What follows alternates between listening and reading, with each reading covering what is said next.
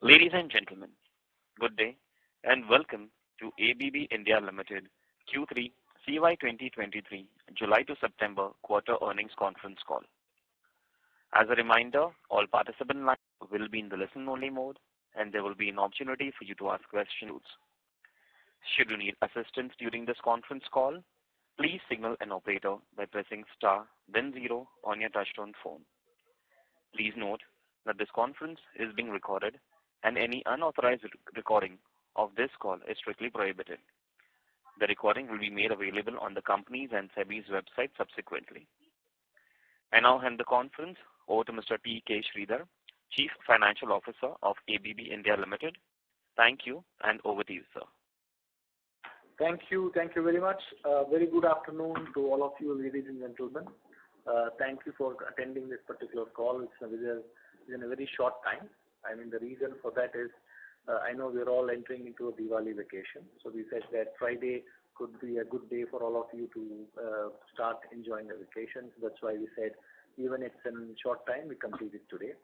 So we just completed our third quarter board meeting. So we have released the results, that's the presentation on the web. I hope you had a chance to look at it. So now in the call, I have Mr. Sanjeev Sharma, Managing Director of ABB India Limited.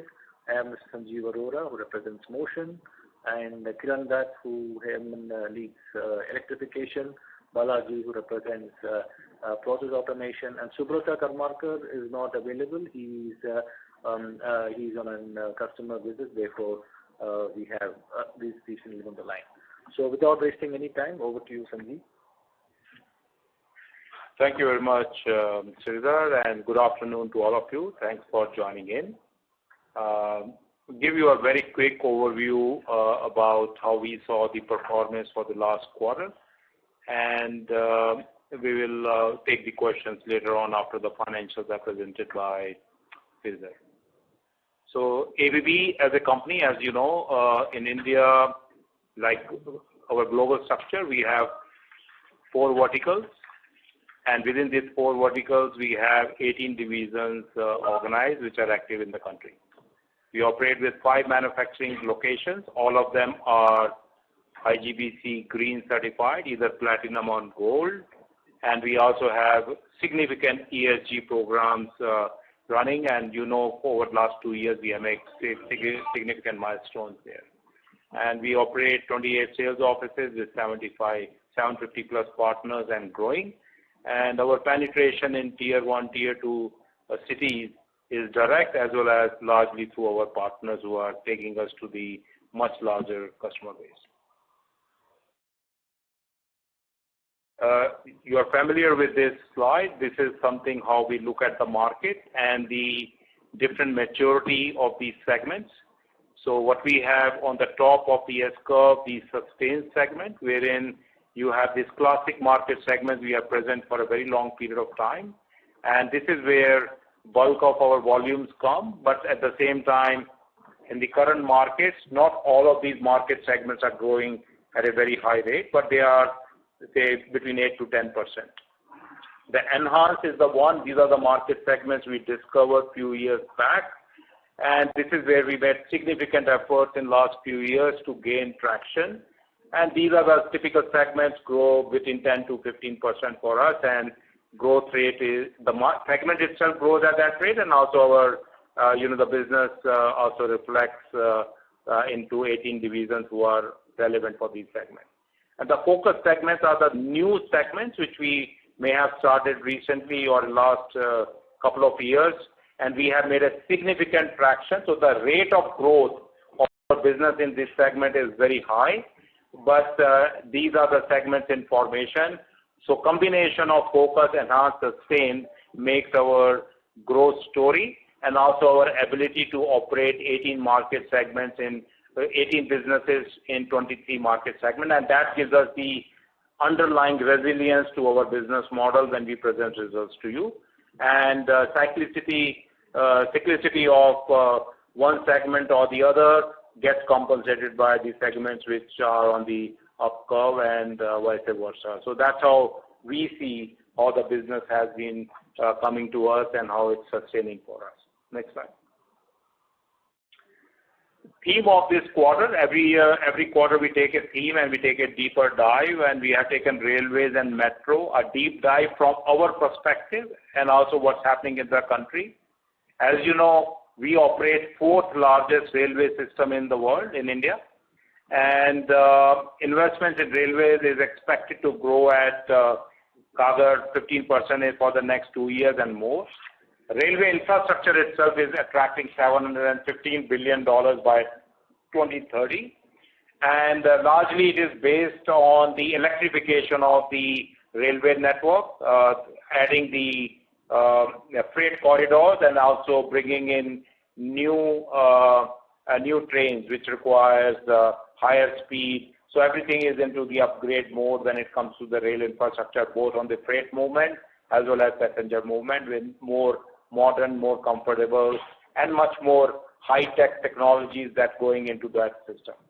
So we are also equally exposed in the metro network, which is existing at the moment in 15 cities, and already 7 cities have 640 kilometers of it under implementation. So we do see that this particular segment will continue to grow in a country like us, and I think we have a long runway and long highway to enjoy in this particular market segment. And our technology, both for the passenger trains as well as metro, they're well proven globally. And being a Swiss company, I think these technologies have been fine-tuned and optimized over a period of time. They work for the best of the system, and Indian systems are also enjoying it and also preferring ABB systems going into these trains and metro systems. Now, key drivers are, of course, passenger and freight traffic, and we do see that quadrilateral network of high-speed train is going to augment it. Modernizing of 1,275 stations, dedicated freight corridors, Gati Shakti cargo terminals, Vande Bharat trains, all are playing into our portfolio. And one has to also mind it that these trains run for a long time, and the expectation of the owners of the metro and the train system is to also service them for a long period of time, and that also passes through our service business volume for the future. And that is very consistent, and that's going to be quite stable for us as we go into next year. Next, please. So our orders grew 14% from both emerging and traditional segments compared to last year. Our revenues are up 31%, achieved through all the businesses, all our 18 businesses really executing it well, and you can see the rhythm in the company and the businesses, both through the entire value chain, be it bringing the orders, converting them into revenue, and converting that into cash. I think that machine is working reasonably well for us, and also given how we are executing it and how our books have been, and the efficiency of conversion, that is showing in our profitability after tax, and this grew by 79%. We continue to focus every month and every day on next level of ESG achievement, and we do it not to show a PowerPoint slide. We do it because this is the right thing to do, and that's how our management team sees it. We have already achieved zero waste to landfill certification for Nelamangala factory. You may have noted the other certification we got in last many quarters for over the last 2 years. And we also achieved a waste recyclability of 95% and water recyclability of 50%. And we have an ambition to continue to improve these parameters, and we have very specific plan for each of our location and each of our factories. And of course, we are engaged with 1,700 customers across 12 tier 2 and tier 3 markets. And that is something which is discovering new markets for us, new customers for us, and that's where some of the growth components which flow through our orders is coming, because we are reaching out much, much deeper into the country, and we are quite surprised to see the resilience of acceptance of ABB technology at the quality and the price that we are offering is quite good in most of the market segments as well as the geographical markets that we are opening up. We continue to maintain reasonable cash position at 4,356 crore at this point of time. So orders, yes, we have a significant jump, and it also had a mix of large orders that underscores some capex revival. I think that has been a question everybody has been asking us. So we had a good story with our base orders in last many quarters, led by MO and EL divisions, and now we find that especially the large capex orders also have started flowing into our books. Services orders grew by 25%, and continued momentum in automotive, electronics, and sectors. They continue to give us good uptake into robotics and other automation or similar, the automation projects that go into it. And then, of course, there is a high demand for integrated solutions in metals, mining, oil, paint companies, and there's an uptick there. And we see quite a good conversion rate and the preference for our ABB solutions by these market segments. And in the transport, demand for propulsion technology solution, ABB has a very strong portfolio both globally and now locally. And with the result, we have a order backlog which has grown by 23% to 8,008 crores, which shows a very sound visibility of the revenue that we will execute in the coming quarter. So that gives us a lot of confidence and a lot of comfort as we go into this quarter, which is the last quarter of our calendar year, financial year, and the next year, 2024. So this is the overall picture, and this is how we see it. Next, please. So some of very quick examples. I think you can read it yourself. Whether it is the compact substations of a leading private power company, and also somebody was visiting Vaishno Devi last week, one of our external partners, our auditors, and they said that all along the climb that they did in Vaishno Devi, they could see a lot of ABB logo equipment, and we were the most prominent one. Of course, those are the compact substations, and also the ring main units, which are supplied by our Nashik unit, is an integrated solution to provide robust and integrated power supply for such locations or any kind of infrastructure location. Then the propulsion technology solution for a railway transportation multinational company. I think this is something secured, and we are going to go into execution mode. Rectifiers for a very large natural resource company. Robotic automation for painting and cleaning of EVs from a Indian auto major. And then, of course, we have electrical power products, our energy efficiency solution, gas insulated switchgears, and robotics. I think they are finding their ways into these 23 market segments that we talk about. Next, please. We continue to have a very strong customer engagement. This is our backbone, and this is one of our secret recipe of expanding into market segments, letting them know about ABB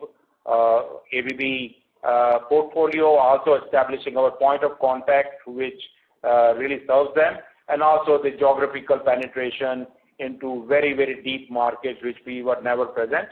And we believe we have done a reasonable job in the last few years, and that's where our confidence comes, that we have a lot to explore and a lot to penetrate as we go forward. And that gives us the confidence to listen. India not only has been living a good customer base for us in the tier 1 and tier 2 city, but the markets have become much deeper and more stronger for us, and that encourages us to go to the different geographical and market segments. Yeah. So our approach to ESG strategy is clear, and we talked about it. We have 5R approach: waste intensity reduction, waste to energy recovery, value champion, training awareness, not only for our teams, our suppliers, even our customers. I think that's always a dialogue.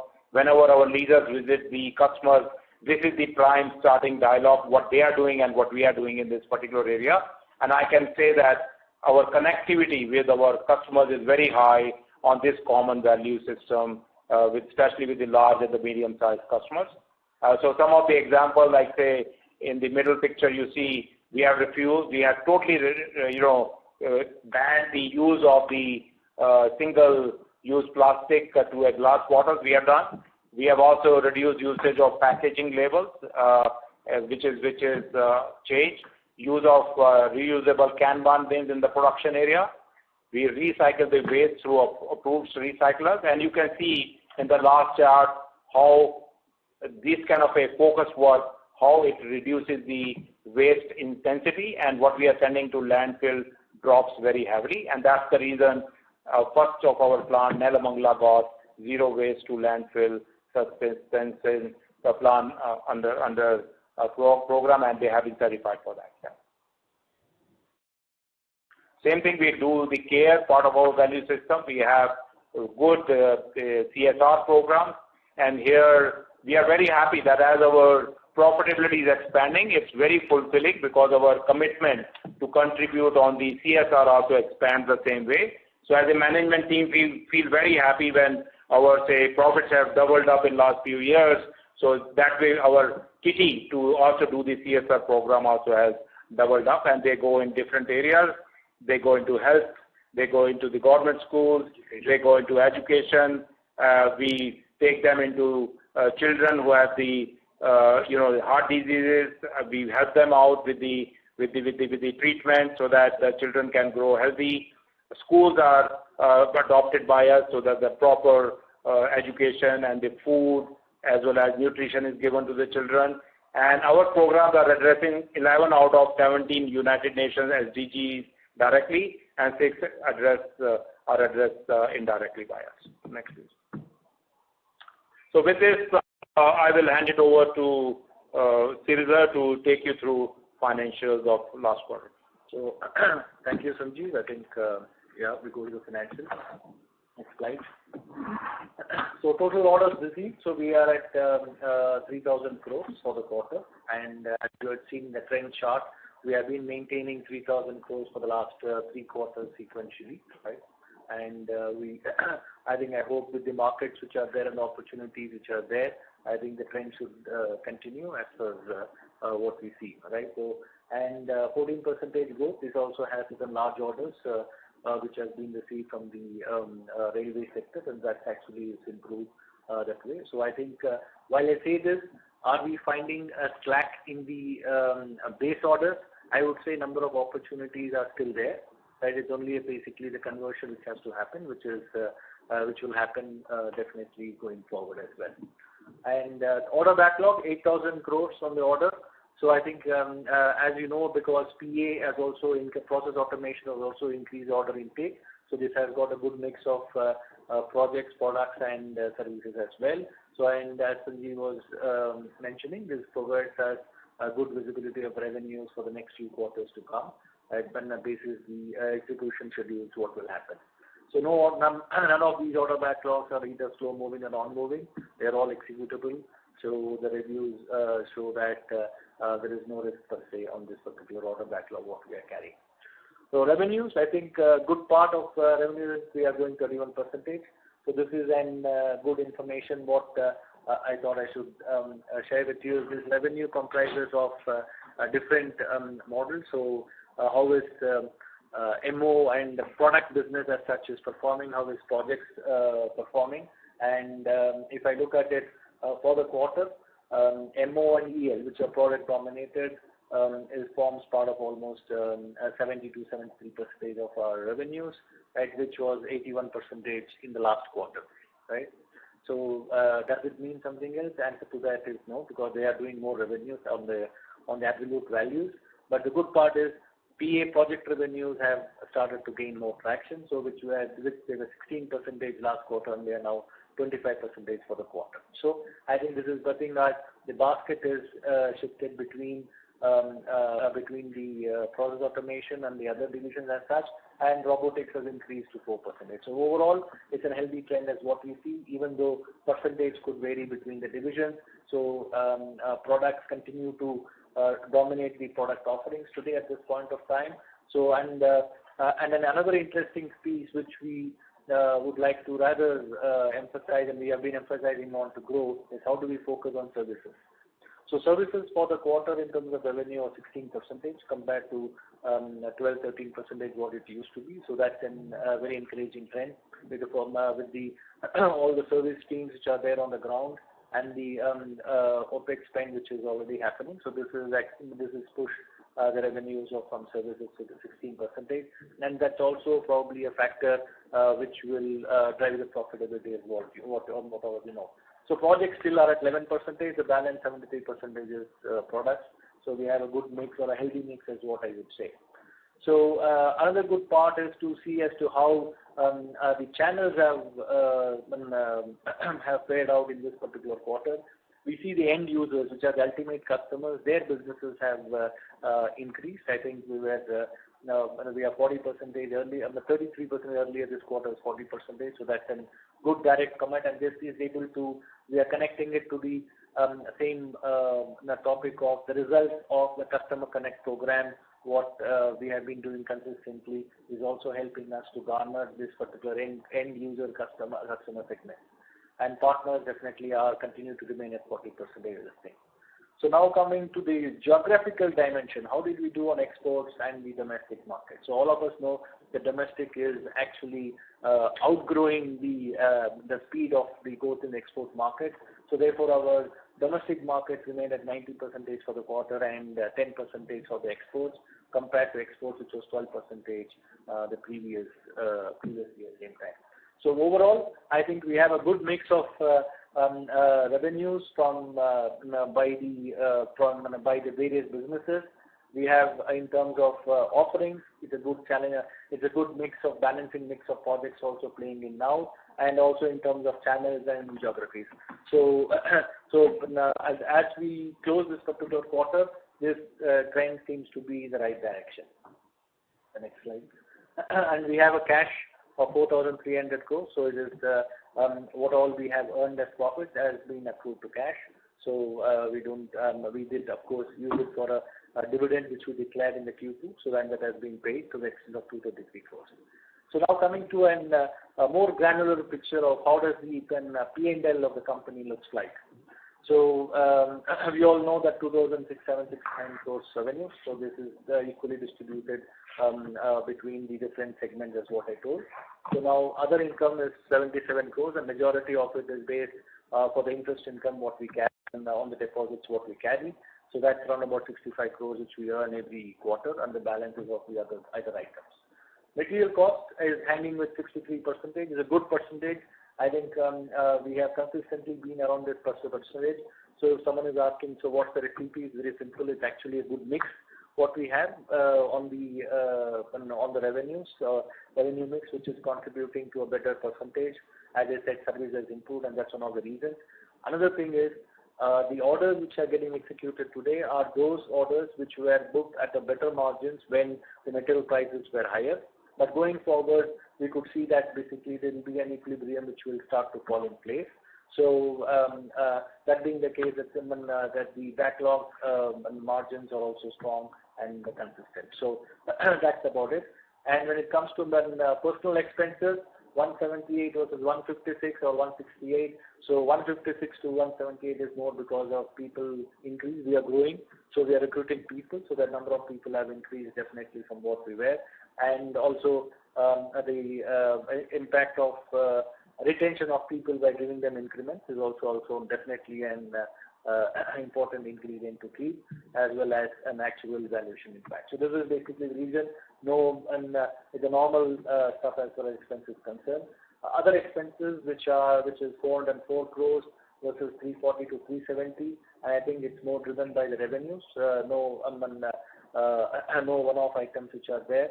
So that's something which is good to say about it. And we had an increase in bad and doubtful debt provision, not because they have become bad. It's more because we follow a very consistent policy of how we treat the accounting of the receivables, which are based on the age of the receivables.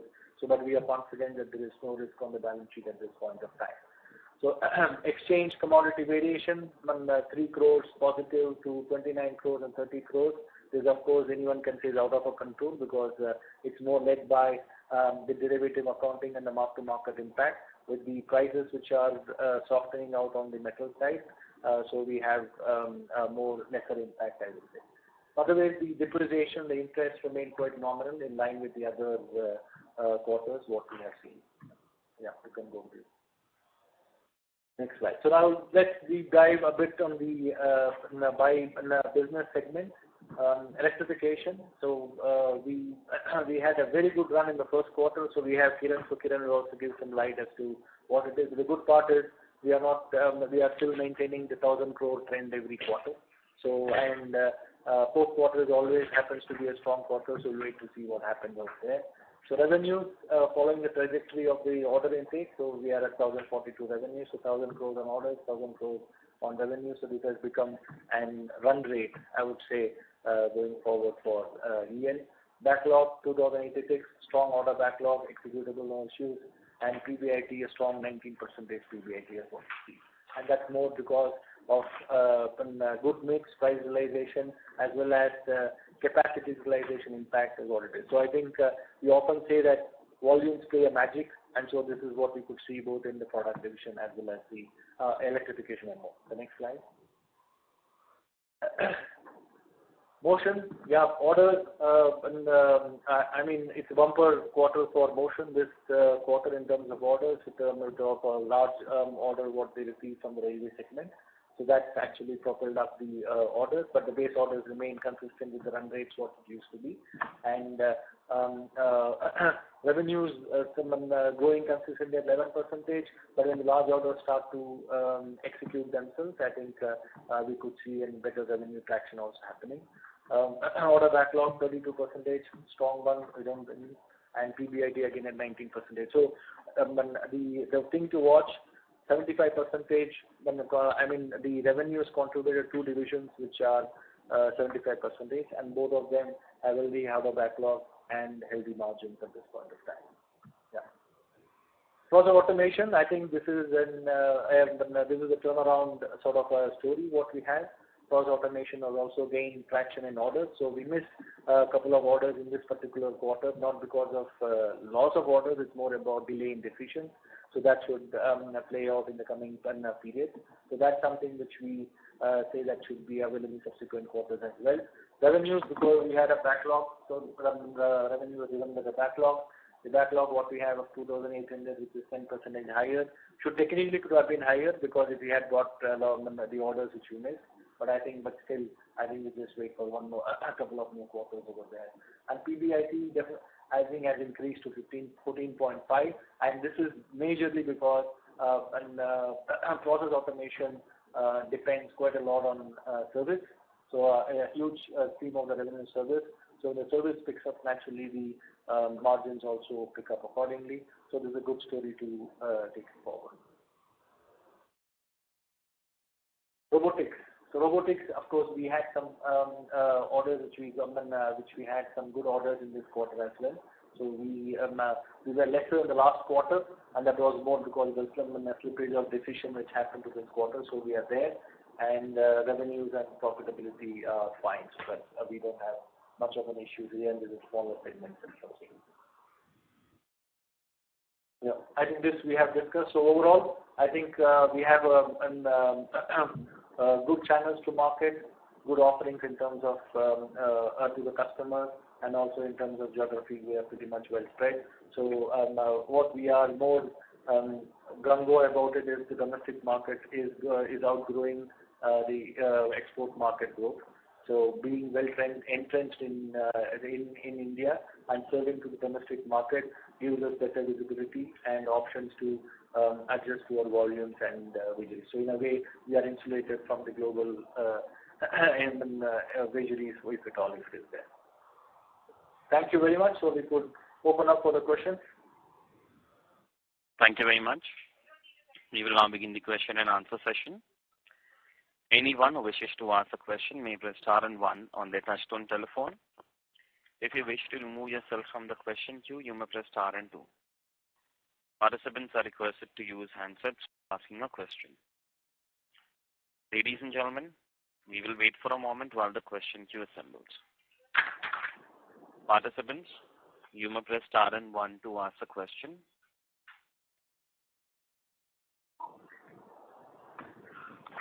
The first question is from the line of Renu Baid from IIFL Securities. Please go ahead. Yeah, good evening and congratulations team for super performance this quarter. My first question is to understand, if you look most of the short cycle or the base orders, as you mentioned, there have been some softness. You think it is primarily linked to inventory destocking or slowdown ahead of elections in terms of base consumption? And at the same time, you also highlighted quite an interesting pickup in large order flows, some delay in decision making, but orders are on plate. So how should we look at the mix of movement of orders both on short cycle and long cycle, both with respect to investment and the capex momentum?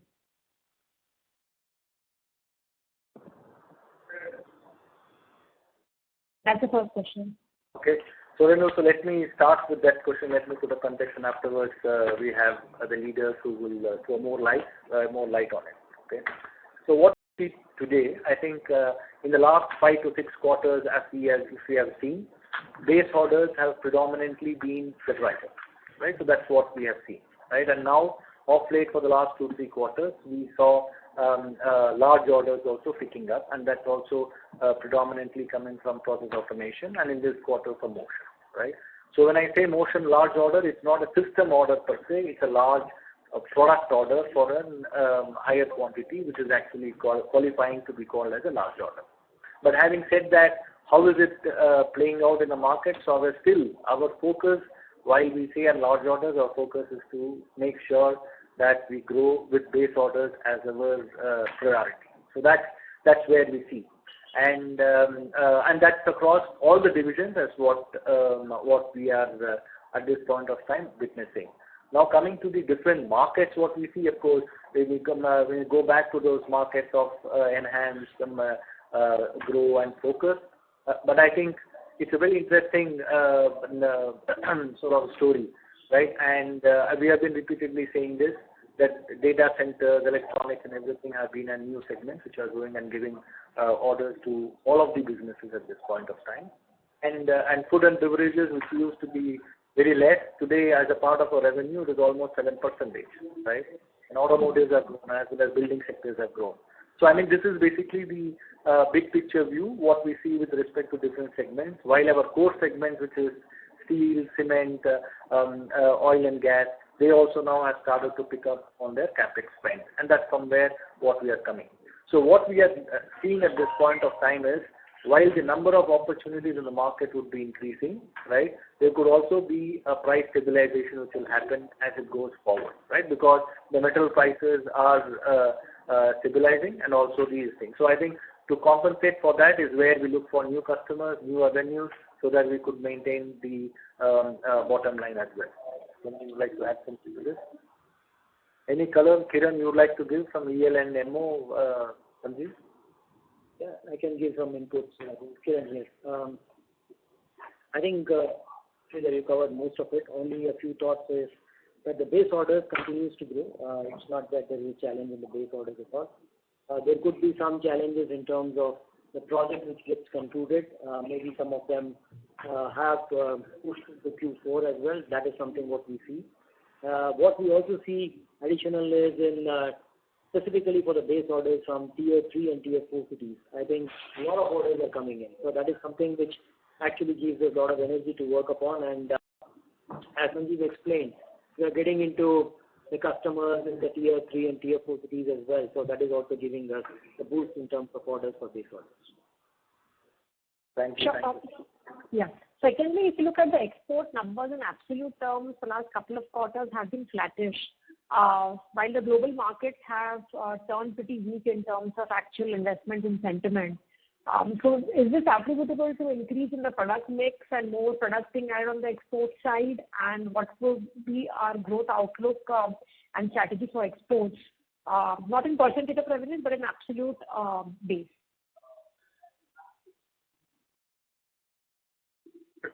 So, okay, let me start, and then afterwards, all managers please put some color to that, okay? So exports, we said, is 10% of our orders or 11%, 10% of revenues and 11% of orders, right? But if you see the growth in revenues, we are doing 31% of the revenues which is coming up, right? But the growth per se in terms of exports on absolute value, we see definitely around 13 to 15% as an absolute growth, right?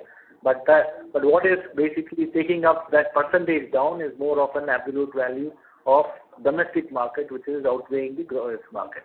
So having said that, I think the focus on exports from EL, from MO, as well as slightly to the extent of PA remains unabated.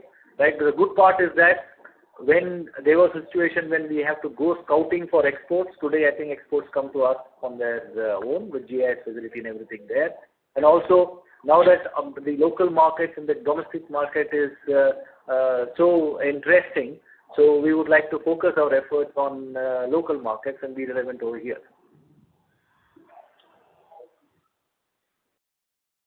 Yeah. So you would like to say something, Sanjeev?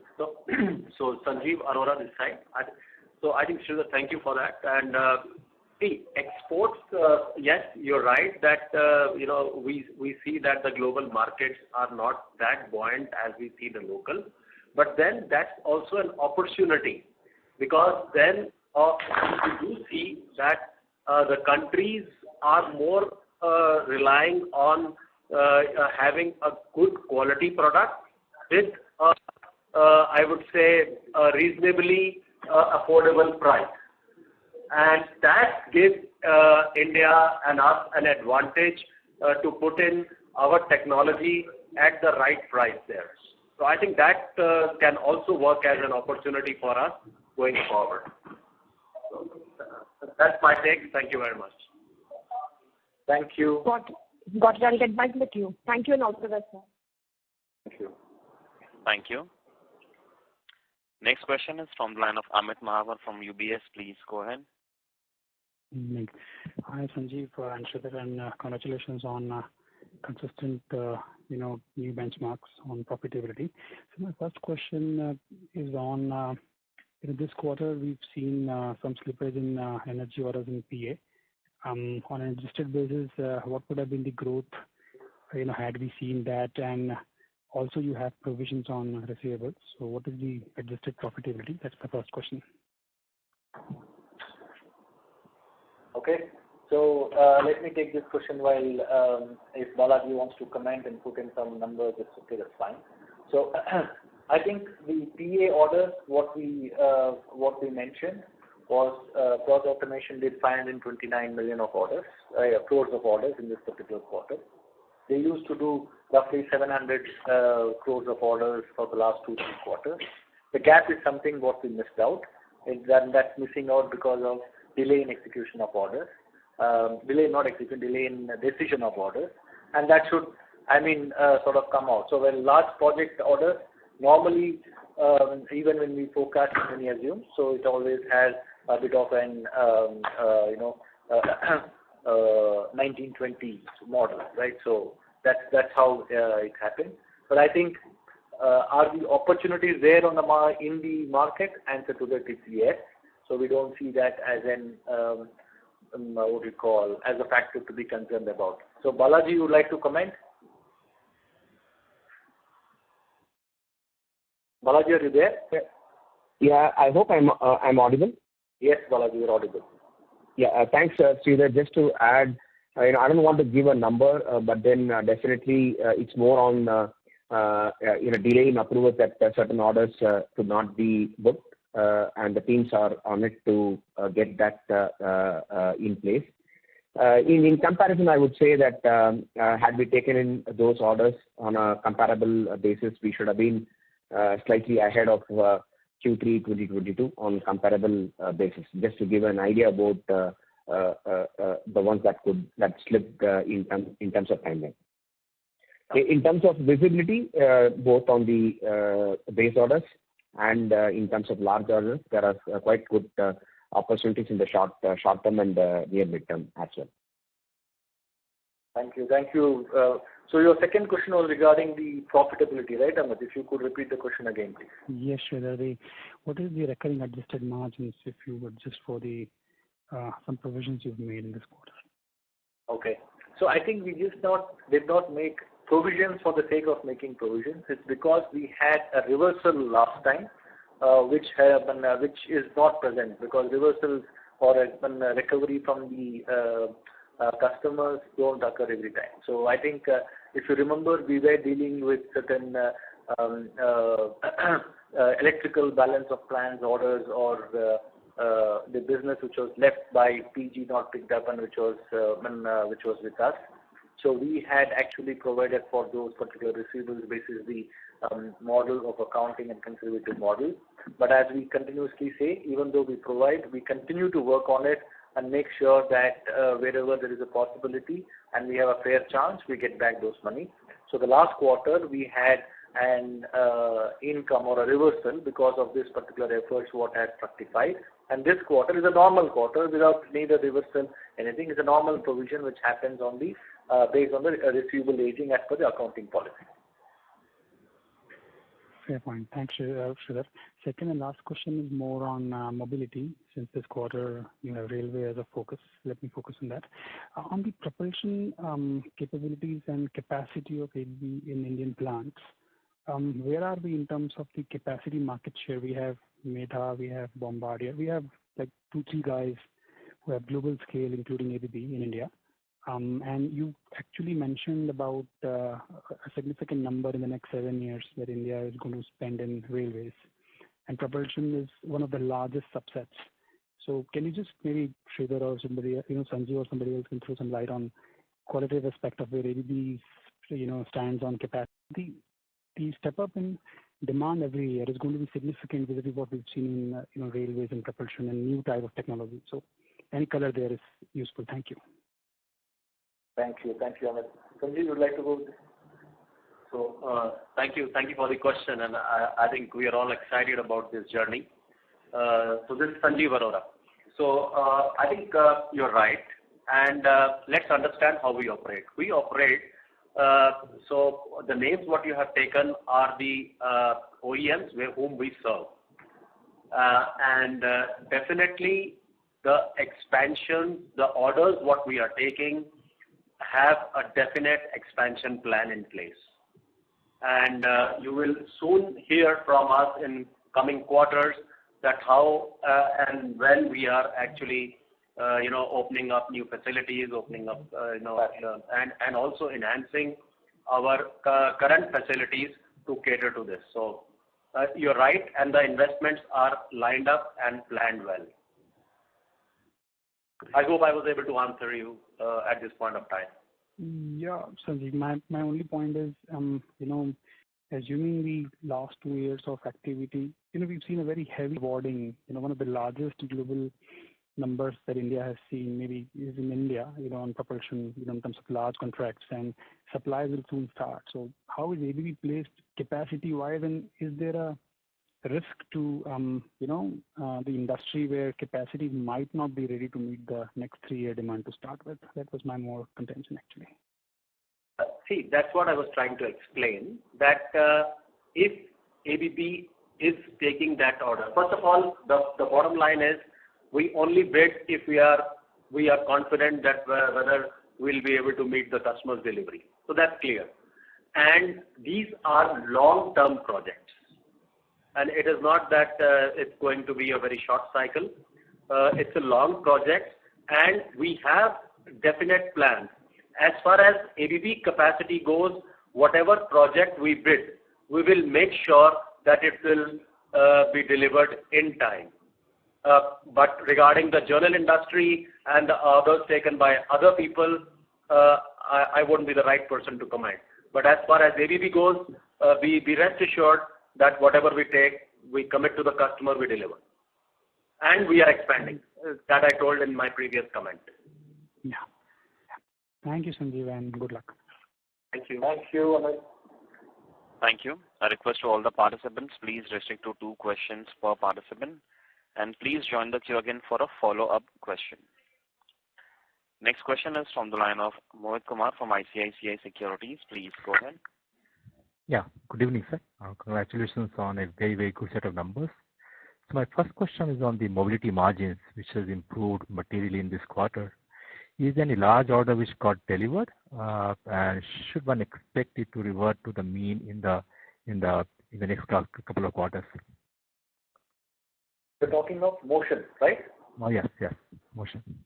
The motion PBIT percentage was last quarter was 10.6, and this quarter was 19.4. So that's basically the question. Okay. Yes. So 2022, I think one was the mix, definitely the mix, and the price realization advantage which has played out, and also the positive impact of forex, which is actually now also as factored into the PBIT. So if I neutralize from a forex impact on those particular results, it's more driven by the capacity, the volumes, as what we said, and the margin on the orders and the mix. So this is broadly this thing. So I mean they have a very clear focus on service. So service as a business division is rendering better revenue scale. And anything on the expectation that it revert to a mean kind of number? I didn't get you. Is it fair to assume that this is stabilized at 15-16% rather than 19%, which is simply very high? We don't know. We do not predict those particular numbers at this point of time because you have a large order backlog and we need to see what sequence of that particular backlog is executed, right? Understood. So my second question... You say that margin is healthy. On the motion reason, my second question is, I think this quarter we have won a large order. This seems to be particularly from a Vande Bharat. Yeah. Is it fair to assume this order is executable over next 4 to 5 years and not over 1 to 2 years? Is that fair assumption? I leave the judgment to you because it's an information which is more internal to the organization. We don't share those details in integrity. I'm sorry for that. Okay, understood. Thank you. Thank you. Thank you. I request to all the participants, please restrict to 2 questions per participant. Next question is from the line of Ankur from HDFC Life. Please go ahead. Yeah, hi sir. Good evening and thanks for your time. Just on this rail order again, which is for the Vande Bharat. So I assume the value would be around that 300-400 crores. But more importantly, is it for the Russian customer? Is that right? Is it for them or is it for Alstom? If you could just help us. So Ankur, so I did mention the sector from which we do, but our rules don't allow us to give more information because it is confidential information of the customer, right? So we don't do that. But I gave you an information about from which sector it came.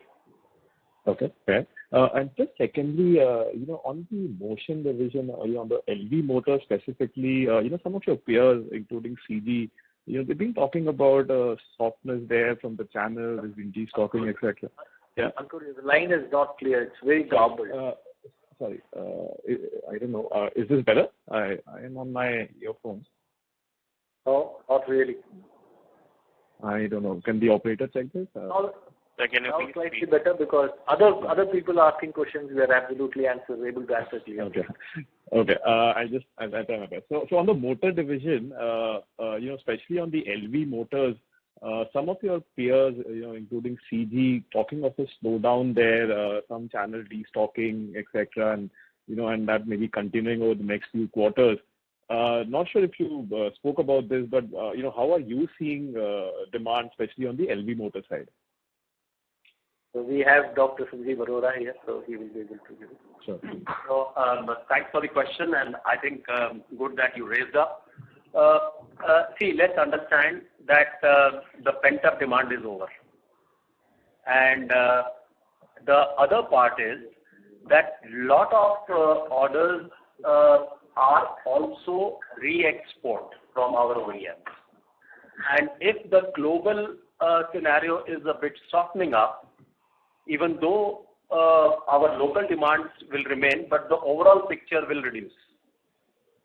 And there is a lot of exports from India when you come to general machinery market, pump, compressors. You can name another 7 applications more. So overall impact of global economy will be there, and India is a global player. So we will not be, we will have to have that run. But domestic part, I would still say say that it would not be that pensive mode, but global demand can drive the overall demand a bit down. Okay. I understand. Just one last one quickly on the process automation, where we saw this big jump in top line, I think 90% plus. But clearly the order backlog growth is just about 10% on a YOY basis. So is it just the base impact, and therefore going forward it kind of gets normalized? Is that how we should look at it? I'm just trying to understand this big jump in revenues when backlogs are up just about 10% on the process automation. Yeah. Just to give you a logic on that, Ankur, I think process automation started with a low order backlog base a couple of years before, right? And they tried to build on this particular order, but whereas the revenue execution was faster than the intake. So the consumption of the revenues from the order received and the backlog is faster, and therefore you see only a 10% growth, okay, in the order backlog. Whereas when you look at MO and EN, why you see a larger percentage growth is primarily for the fact because they have a consistent order backlog base on which they are adding orders and executing revenues. Understand. Got it. Great. Perfect. Thanks, Sridhar. Very helpful. Thank you very much. Thank you. Next question is from the line of Aditya Mongia from Kotak Securities. Please go ahead. Yeah. Good evening, everyone. Thank you for the opportunity. I just had a single question, and this was more on the operational EBITDA margin that you talk about. If I see the Q1Q or the YOY trends in that number, they are very different from your reported numbers. For instance, from 2Q to 3Q, there is a decline in operational EBITDA margin versus what the reported numbers are. Could you give us a sense of what adjustments you're making in that number? I didn't get your question. So if I look at the operational EBITDA margins, right? So for Q3 23, as per the press release, we gave 13%. Q3 22 was 12, and Q2 23 was 13.6%, right? That's true. Right. So and you are comparing it with what I didn't understand. So if I'm basically so let's say if I look at your PBIT margins, for instance, 10.8% last year, same quarter has become 17.5%, even though the operational EBITDA margin is only up from 12.1% to 13%.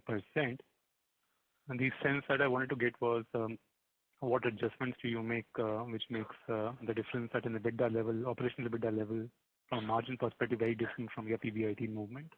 Very good.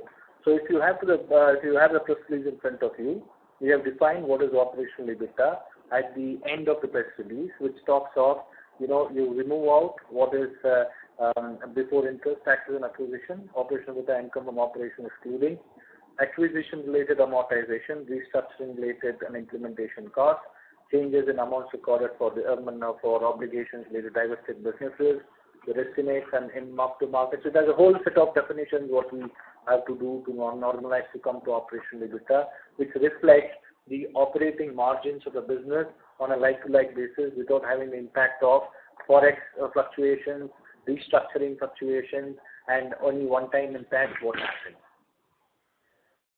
Understood. So essentially, this is a better number to focus on. And that's as much as what I want to clarify. Thank you for the response. Thank you very much. Thank you. Next question is from the line of Jonas Bhutta from Aditya Birla Mutual Fund. Please go ahead. Congratulations, Sridhar and Sanjeev and Sridhar on a great set of numbers. Just one question on this mobility order. Is this one of the many portions of the same order? In the sense, is this going to be a recurring order as the client starts manufacturing the trains, or this is the entire scope of the order through the life cycle of that project?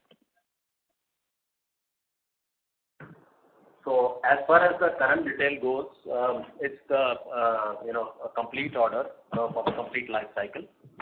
So at this point of time, and we supply the product portion of it. Yeah. Got it. Thank you and all the very best. Thank you. Next question is from the line of Amit from Prabhudas Lilladher. Please go ahead. Hi, so thanks for taking my question. My question pertains to, you talked about in your initial remarks about deeper penetration in tier 2, tier 3 cities, and you're getting very robust response from that.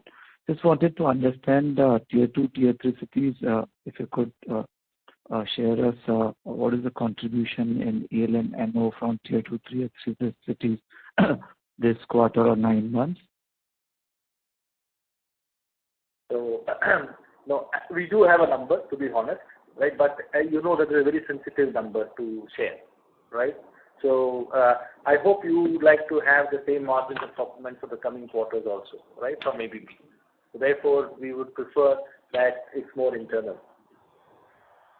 Sure. So my second question on the superior realizations which we have mentioned in electrification business, just wanted to understand if you can throw more color where we got this from, and is there any trend which we are witnessing, which is leading to the superior realization here? Is it a product mix or something else? Yeah. Okay, I can answer that. Kiran here. Price realization happens in two parts. One in terms of technology, and one in terms of let's also give some credit to our sales colleagues who are doing a great job. The technology what we supply is certain technologies which is quite superior than many of our competitors, and that's giving us something edge in terms of what we supply to the market compared to any other competitor. So that's one of the reasons, and for sure our sales colleagues are doing a great job to get this job done.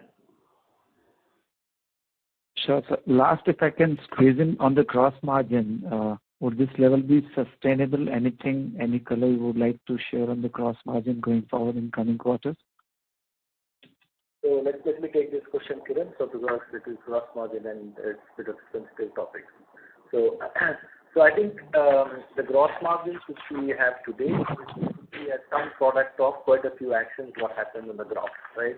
It's a capacity utilization, it's a price realization as what Kiran was alluding to, and also it's an of the mix, right? So these are the key topics.